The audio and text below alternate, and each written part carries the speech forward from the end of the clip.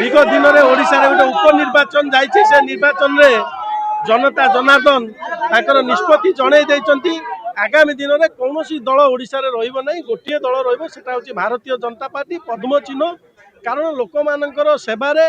लोक मानकर मुख्यमंत्री मोहन चरण माझी एवं भारतर यशस्वी प्रधानमंत्री नरेंद्र मोदी जी नेतृत्व तांकर लोकाभिमुखी योजना से योजना लोक मैंने अनुप्राणित होती लोक मान सेवा होची लोक मैंने आउ कौ दल को जीवे कहीं आउ कौ दल विषय चिंता करेंगे कहीं आउ जो आप कहते गड़ कथा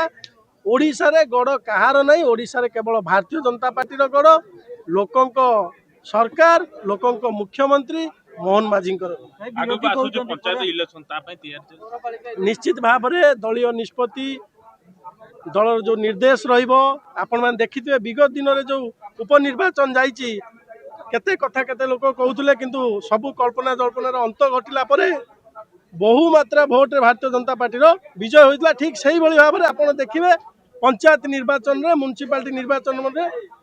केवल पद्म ही फुटिबो पद्म ही फुटिबो सारा ओडिशा रे 147 निर्वाचन मंडली रे पद्म फुटिबाटा थयो आपण माने 2027 कि 29 रे निर्वाचन जो होबो आपण माने निजे निश्चित कहा को ब्लैकमेलिंग करा जाए ना आगे विरोधी पाखे किसी औषध आगे ताटिया कामुड़ुचंती कहा को ब्लैकमेलिंग कले कई दल को आसबेनी दल को समस्ते निज इच्छा लोकाभिमुखी योजना यशस्वी प्रधानमंत्री नरेंद्र मोदी आदर्श अनुप्राणित होई दल रे जॉइन करछन योगदान दउछन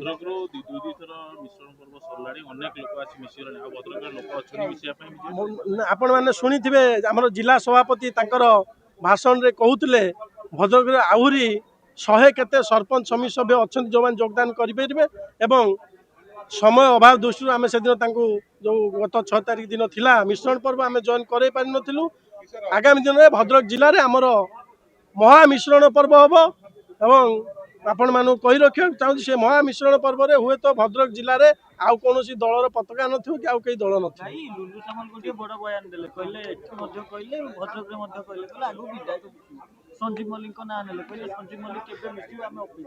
निश्चित भाव में आपण मैंने देखुवे से निर्वाचन मंडली हो कि